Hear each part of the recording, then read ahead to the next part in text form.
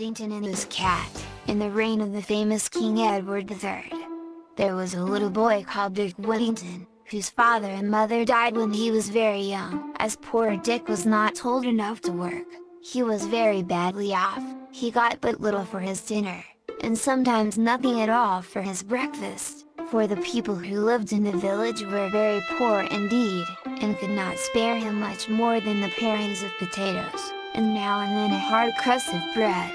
Now Dick had heard many very strange things about the great city called London, for the country people at that time thought that folks in London were all fine gentlemen and ladies, and that there was singing and music there all day long, and that the streets were all paved with gold.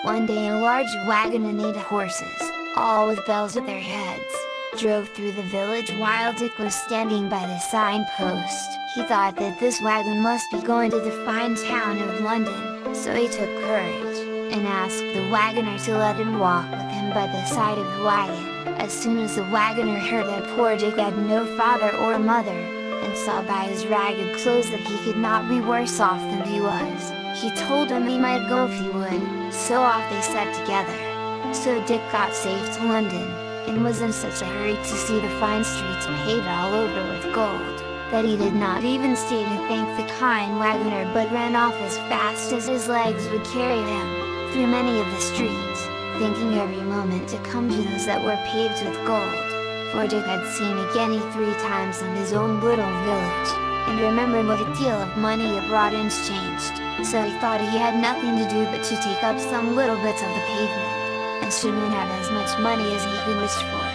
Poor Dick ran till he was tired, and had quite forgot his friend the wagoner, but at last, finding it grow dark, and that every way he turned he saw nothing but dirt instead of gold, he sat down in a dark corner and cried himself to sleep.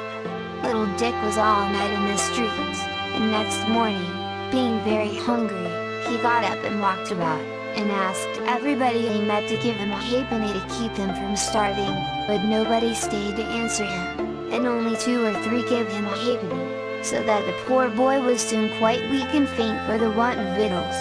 In this distress he asked the charity of several people, and one of them said crossly, "Go to work for an idle rogue." "That I will," said Dick, "I will go to work for you, if you will let me." But the man only cursed at him and went on. At last a good-natured looking gentleman saw how hungry he looked. "Why don't you go to work, my lad?" said he to Dick. "That I would, but I do not know how to get any," answered Dick. "If you are willing, come along with me," said the gentleman, and took him to a hayfield, where Dick worked briskly, and lived merrily till the hay was made.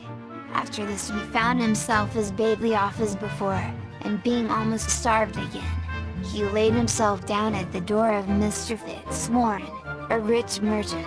Here he was soon seen by the cook-maid, who was an ill-tempered creature, and happened just then to be very busy dressing dinner for her master and mistress, so she called out to poor Dick, "What business have you there, you lazy rogue?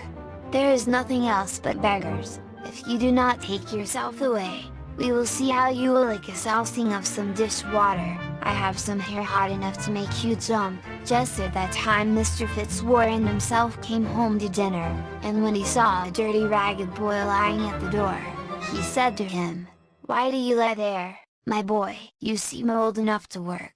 I am afraid you are inclined to be lazy." "No, indeed, sir," said Dick to him, "that is not the case, for I would work with all my heart, but I do not know anybody, and I believe I am very sick for the want of food."